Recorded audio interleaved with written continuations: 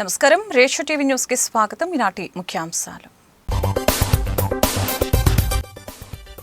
ప్రధాని మోదీతో శుభాంశు శుక్లా భేటీ, త్రివర్ణ పతాకం జ్ఞాపిక అందచేత.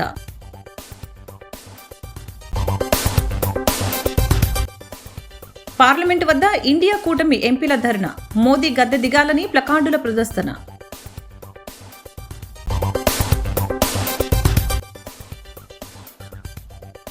వ్యక్తిగత కక్షలతోనే మిథున్ రెడ్డి అరెస్ట్, మాజీ మంత్రి బొత్స సత్యనారాయణ ఆగ్రహం. పర్యాటక సాంస్కృతిక అభివృద్ధికి కేంద్రం హామీ, వెల్లడించిన రాష్ట్ర పర్యాటక మంత్రి కందుల దుర్గేష్. గోదావరికి వరదల పట్ల అప్రమత్తంగా ఉండాలి, కాటన్ బ్యారేజ్ వద్ద పరిశీలించిన కలెక్టర్ ప్రశాంతి. అంతర్జాతీయ అంతరిక్ష కేంద్రం ISSలోకి వెళ్లి సురక్షితంగా వచ్చిన తొలి భారతీయ వ్యోమగామి గ్రూప్ కెప్టెన్ శుభాంశు శుక్లా ప్రధాని నరేంద్ర మోదీతో భేటీ అయ్యారు. నాసా యాక్సియం 4 మిషన్ ని ఇటీవల విజయవంతంగా పూర్తి చేసుకున్న శుక్లా ఆదివారం స్వదేశానికి చేరుకున్నారు. వ్యోమగాములు ధరించే ప్రత్యేక జాకెట్తో లోక్ కళ్యాణ్ మార్గులోని ప్రధాని నివాసానికి ఆయన వచ్చినప్పుడు మోదీ స్వాగతం పలికి ఆప్యాయంగా హత్తుకున్నారు. భుజంపై చేవేసి ఆయనతో కలిసి నడుస్తూ ముచ్చటించారు. తనతో పాటు ISS కి తీసుకువెళ్లిన త్రివర్ణ పతాకాన్ని, యాక్సియం 4 మిషన్ సంబంధించిన జ్ఞాపికను శుక్లా ఆయనకు అందజేశారు. రోదసి నుంచి జూన్ 29న ప్రధానితో శుక్లా ముచ్చటించినప్పుడు వెనక వైపు ఇదే పతాకం రెపరెపలాడుతూ కనిపించింది.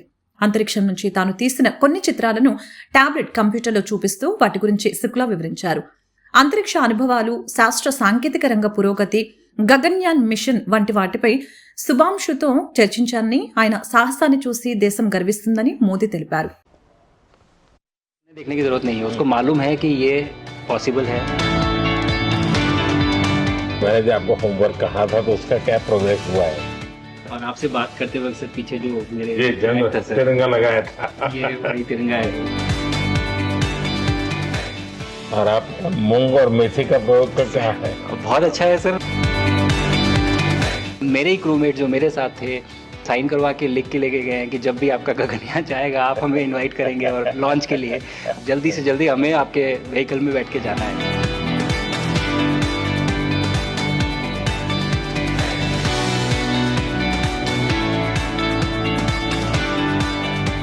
आप लोग जब इतनी बड़ी यात्रा करके वापस पहुंचते हैं, जी सर, काफी कुछ चेंज फील होता होगा. जस्ट मैं समझना चाहता हूँ वो किस प्रकार से अनुभव करते हैं आप लोग. सर जब ऊपर भी जाते हैं तो वहाँ का जो वातावरण है, एनवायरनमेंट है, वो अलग है, ग्रेविटी नहीं है. आप जाते हैं उसमें तो सीटिंग अरेंजमेंट वैसा ही रहता है जो वैसे ही रहता है सर. और पूरे 23-24 घंटे उसी में निकालना पड़ता है. हाँ सर, लेकिन एक बार जब आप अंतरिक्ष में पहुंच जाते हैं तो आप सीट खोल के, अपना हार्नेस खोल के आप उसी कैप्सूल में आप मूव अराउंड आप जा सकते हैं, इधर उधर चीजें कर सकते हैं. इतनी जगह है उसमें? बहुत तो नहीं है सर, लेकिन थोड़ी बहुत है. मतलब आपका फाइटर जेट का कॉकपिट है उससे तो ज्यादा अच्छा है. उससे तो ज्यादा अच्छा है सर. बट पहुंचने के बाद सर काफी कुछ चेंजेस होते हैं, जैसे पूरा आपका हार्ट स्लो हो जाता है, तो वो कुछ बदलाव होते हैं और वो फिर लेकिन 4-5 दिन में बॉडी आपकी यूज टू हो जाती है, वहाँ आप नॉर्मल हो जाते हैं. और फिर जब वापस आते हैं तो फिर वही दोबारा से वही सारे चेंजेस आप मतलब चल नहीं सकते वापस आते हैं. तो चाहे आप कितने भी स्वस्थ हो, मुझे बुरा नहीं लग रहा था, मैं ठीक था, लेकिन फिर भी जब पहला कदम रखा तो मैं मतलब गिर रहा था तो लोगों ने पकड़ रखा था मुझे. फिर दूसरा तीसरा, हालांकि मालूम है कि चलना है, लेकिन वो ब्रेन जो है. ఓట్ చోర్ గద్దే చోడ్ నినాదంతో లోక్సభలో కాంగ్రెస్ పక్ష నేత రాహుల్ గాంధీ చేస్తున్న ఆందోళనకి మద్దతుగా ఇండియా కూటమి ఎంపీలు మంగళవారం పార్లమెంటు వద్ద ప్రధాని నరేంద్ర మోదీ CECకి వ్యతిరేకంగా నినాదాలు చేస్తూ నిరసన చేపట్టారు.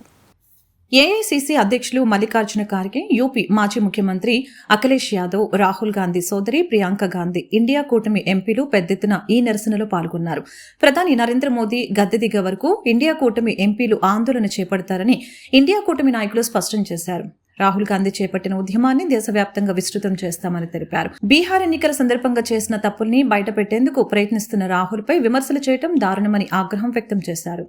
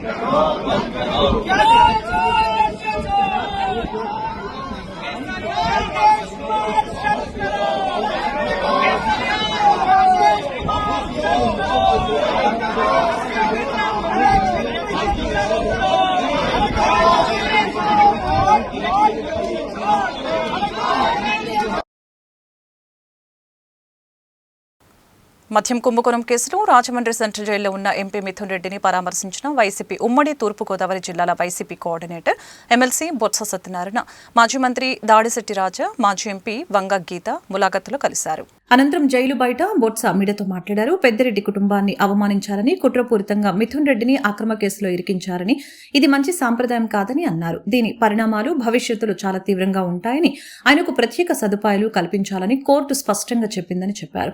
చట్టాన్ని చేతిలోకి తీసుకుందామని అంటే అది ఆ వ్యక్తులను దహించవేస్తుందని గ్రహించాలని, ప్రస్తుతం ఆయన ఆరోగ్య పరిస్థితి బాగానే ఉందని తెలిపారు. ఈ నెల 25వ తేదీన మాజీ ముఖ్యమంత్రి వైసీపీ అధినేత జగన్ ఎంపీ మిథున్ రెడ్డిని పరామర్శించడానికి వస్తున్నట్లు వెల్లడించారు. మాజీ మంత్రి చెల్లుపోయిన వేణుగోపాలకృష్ణ, జిల్లా పరిషత్ చైర్మన్ విప్పర్తి వేణుగోపాల్, మాజీ ఎంపీలు మార్గాని భారత్, చింత అనురాధ, వైసీపీ నేతలు చిర్ల జగ్గిరెడ్డి, తలారి వెంకట్రావు, పాముల రాజేశ్వరి, మెడపాటి షర్మిలారెడ్డి తదితరులు ఆయన వెంట ఉన్నారు. ఆయన కలిసి ఆయన యోగక్షేమాలు తెలుసుకోవడం జరిగింది. ముఖ్యంగా ఈ మొత్తం టోటల్ ఎపిసోడ్ అంతా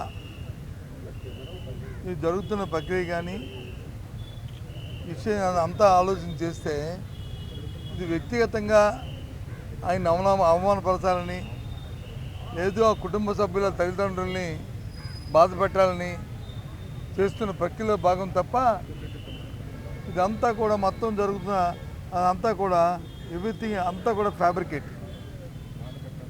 వాస్తవం కానిది, వాస్తవాలు లేనివి. ఓ రోజు వచ్చి పేపర్లో రాయడం, లేదు టీవీలో వచ్చి ఎవరితోనో మాట్లాడించడం, మర్నాడు వచ్చి అది ఉంది ఇది ఉందని చెప్పని దాంట్లో లేని పని అభూత కల్పన కల్పించి వాళ్ళ మీద వచ్చి కార్యక్రమం చేయడం అని ఈ ప్రభుత్వాలకి ఇలాంటి వ్యవస్థని డైల్యూట్ చేసి ఇలాంటి కార్యక్రమాలు చేయడం ప్రభుత్వానికి తగదు. దీనివల్ల రాబోయే కాలంలో చాలా పరిణామాలు తీవ్రంగా ఉంటాయి.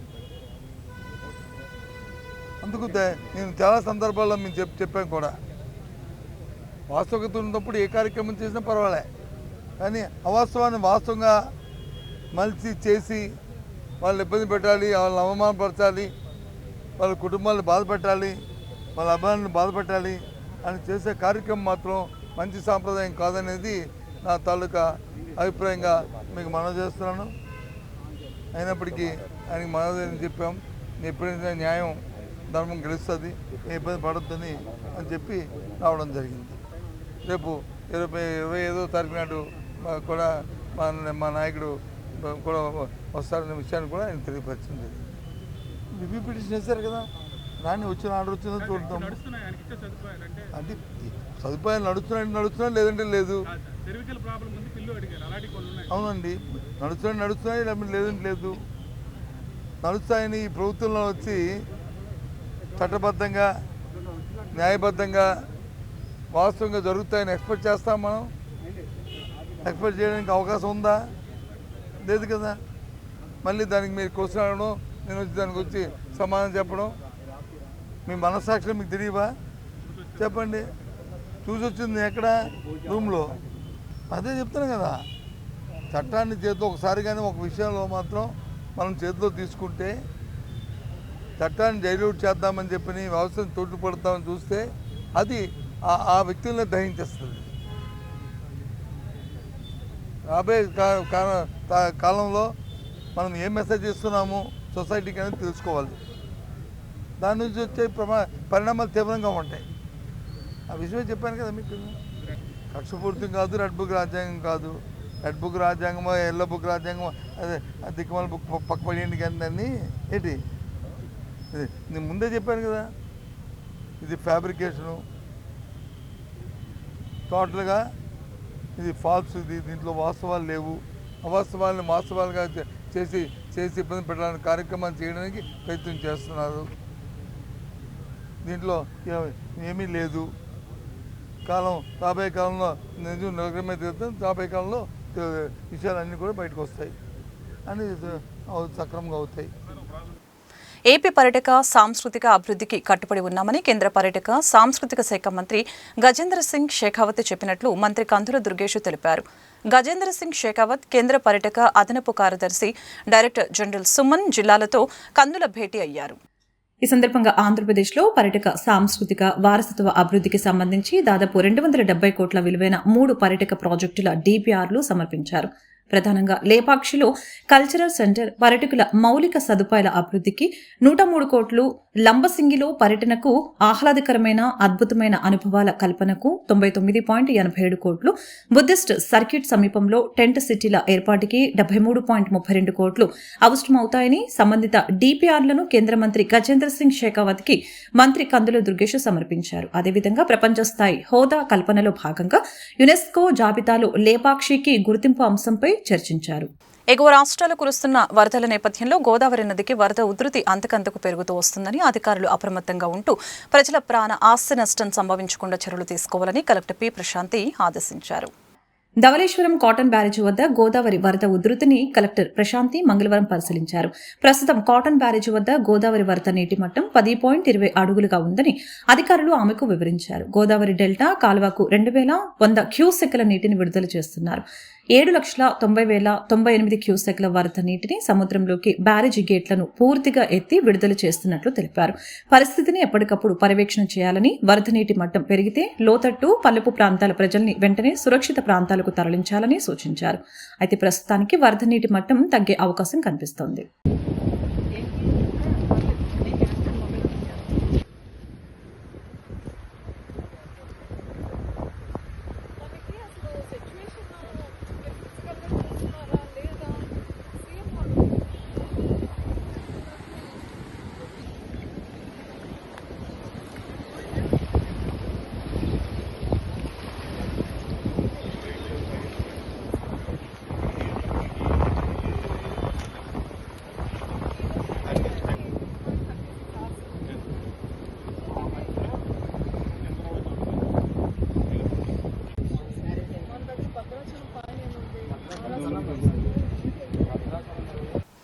ఓట్ల దొంగ గద్దె దిగాలి అని డిమాండ్ చేస్తూ రాజమహేంద్రవరంలో కొవ్వొత్తుల ర్యాలీ నిర్వహించారు. స్థానిక దానవాయిపేట ఎస్కేవిటి స్కూల్ వద్ద నుంచి నందం గనిరాజు సెంటర్ మీదుగా జాంపేట గాంధీబొమ్మ సెంటర్ వరకు ఈ ర్యాలీ చేపట్టారు. నగర కాంగ్రెస్ అధ్యక్షులు బాలేపల్లి మురళీధర్ ఆధ్వర్యంలో జరిగిన ర్యాలీలో నరేంద్ర మోదీ డౌన్ డౌన్ అంటూ దారి పొడవునా నినాదాలు చేశారు.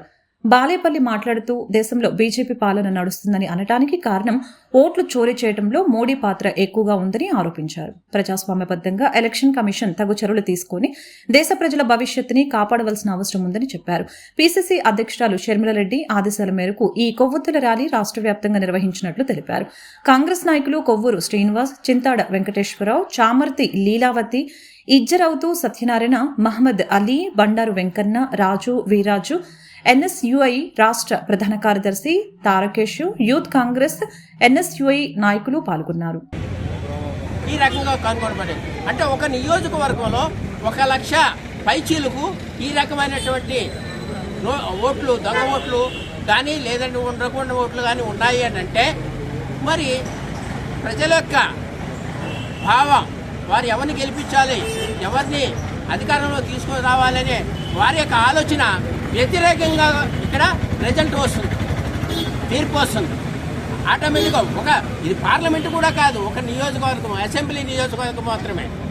కాబట్టి వెంటనే కూడా దీని మీద మా రాహుల్ గాంధీ గారు సమావేశం ఏర్పాటు చేసి దీన్ని ప్రెస్ వారికి, ప్రజలకు, దేశ ప్రజలకు వివరించడం జరిగింది. దీనిపైన విపరీతమైన స్పందన వచ్చింది. అప్పుడు మా రాహుల్ గాంధీ గారు మా పార్టీలో అంతర్భాగంగా ప్రజలందరికీ కూడా ఓటు హక్కు తెలియాలి, ఓటు ఏ రకంగా దుర్వినియోగం అవుతుందో తెలియాలి, ఈసీ ఏ రకంగా ప్రవర్తిస్తుందో తెలియాలి అనే సదుద్దేశంతో ఈ ఓట్ చోర్ గద్దె చోర్ అంటే ఓటు దొంగ గద్దెను విడనాడు లేకపోతే గద్దె దిగు అనే ఒక నినాదంతో ఈ కార్యక్రమాన్ని మాకు జరపమని ఏఐసిసి వారు ఆదేశించగా రోడ్డు మీదకి రావడం జరిగింది. ఈరోజు ఈసీ ద్వారా ఎన్డీఏ ప్రభుత్వం, బీజేపీ ప్రభుత్వం ఓటుని దొంగిలించింది. అంతేకాకుండా లేని ఓట్లు ఉన్నట్టు, ఉన్న ఓట్లు తీసేసి ఈ రోజున దేశ చరిత్రలో ఒక దొంగలా మిగిలిపోయిన ఈ బీజేపీ గద్దె దిగాలని డిమాండ్ చేస్తా ఉన్నాం. ఈరోజు రాహుల్ గాంధీ గారు ఈసీ ఇచ్చే సాక్ష్యాలతో, ఈసీ ఇచ్చినటువంటి మెటీరియల్తో ఈ రోజున దొంగ ఓట్లు తేల్చి లేని ఓట్లు జాయిన్ చేసుకోవడం ఒక సన్యాసి, ఒక యోగికి కొన్ని వందల మంది పిల్లలు ఉన్నట్టుగా, 150 మంది పిల్లలు ఉన్నట్టుగా చిత్రీకరించారు. కానీ ఈరోజు కాంగ్రెస్, బీజేపీ, యాంటీ బీజేపీ ఓట్లని తొలగించడం పెద్ద దొంగతనంగా భావిస్తా ఉన్నాం. ఈ దొంగతనాన్ని బట్టబయలు చేసేటువంటి రాహుల్ గాంధీ గారికి ప్రాణాపాయం ఉందని కూడా ఈరోజు మేము భయపడతా ఉన్నాం. వారందరికీ మా కాంగ్రెస్ శ్రేణులు రాహుల్ గాంధీ గారికి అండగా ఉంటాం. ఈ దొంగ ఓటు తేల్చాలి. ఈసీ సక్రమంగా ఇందులో దర్యాప్తు చేసి దాన్ని సరళ చేయాల్సిందిగా కోరుతా ఉన్నాం. సమాజ అభివృద్ధిలో కార్పొరేట్ సంస్థల పాత్ర కీలకమని, రాష్ట్ర అభివృద్ధికి సిఎస్ఆర్ నిధులు కేటాయించి ప్రభుత్వానికి సహకరించాలని రాష్ట్ర కార్మిక శాఖ మంత్రి వాసంశెట్టి సుభాష్ పేర్కొన్నారు. ఓఎన్జీసీ అధికారుల్ని మంత్రిని మర్యాదపూర్వకంగా కలిశారు. రాజమండ్రిలో ONGC executive director S Mukherjee, CGM Rama Rao, director Ajit Singh మంత్రి సుభాష్ ని మర్యాదపూర్వకంగా కలిశారు. ఈ సందర్భంగా రాష్ట్ర అభివృద్ధి పలు అంశాలపై చర్చించారు. మంత్రి సుభాష్ మాట్లాడుతూ తాను ప్రాతినిధ్యం వహిస్తున్న రామచంద్రపురం నియోజకవర్గానికి కార్పొరేట్ సోషల్ రెస్పాన్సిబిలిటీ సిఎస్ఆర్ నిధులు కేటాయించి నియోజకవర్గంలో చేపట్టే అభివృద్ధి పనులకి సహకరించాలని కోరారు. సమాజం అభివృద్ధి, పర్యావరణ పరిరక్షణ కార్పొరేట్ కంపెనీలు స్వచ్ఛందంగా ముందుకు వచ్చి ప్రభుత్వానికి తోడ్పాటు అందించాలని తెలిపారు.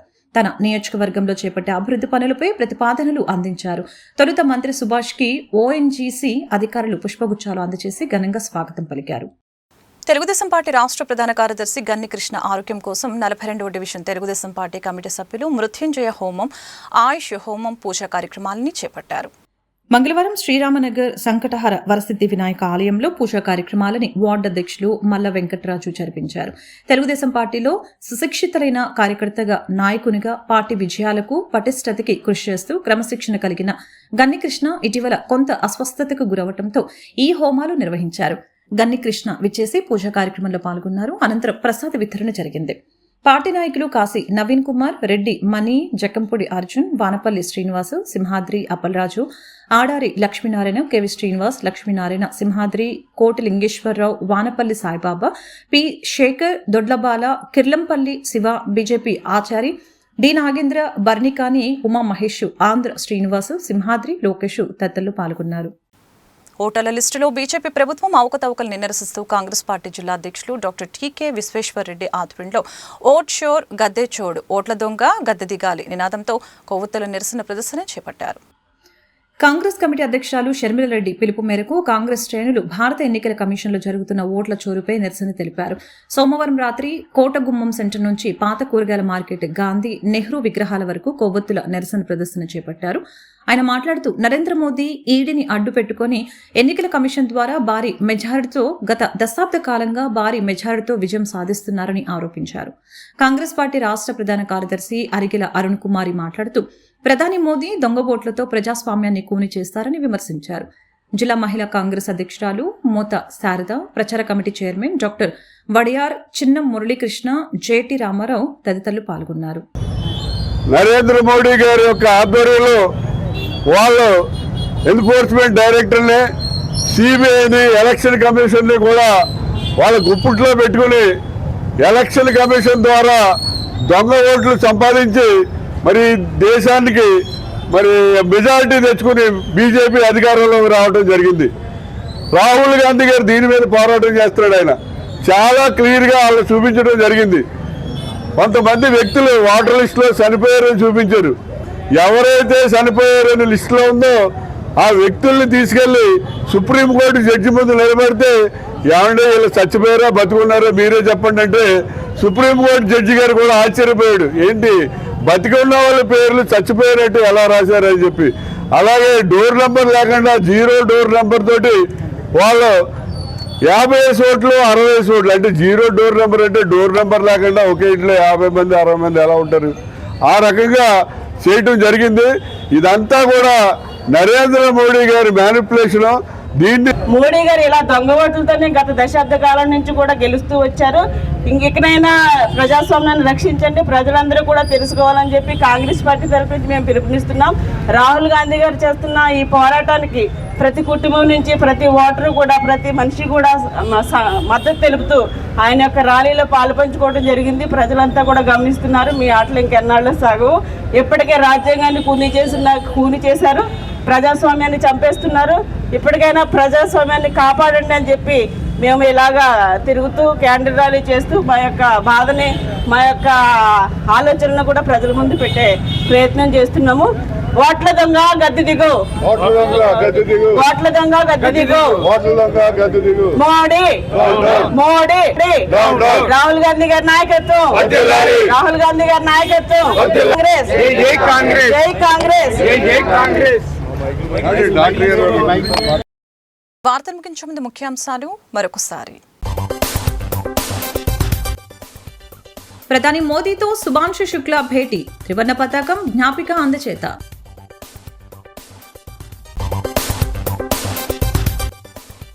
పార్లమెంట్ వద్ద ఇండియా కూటమి ఎంపీల ధర్నా, మోదీ గద్దె దిగాలని ప్లకార్డుల ప్రదర్శన.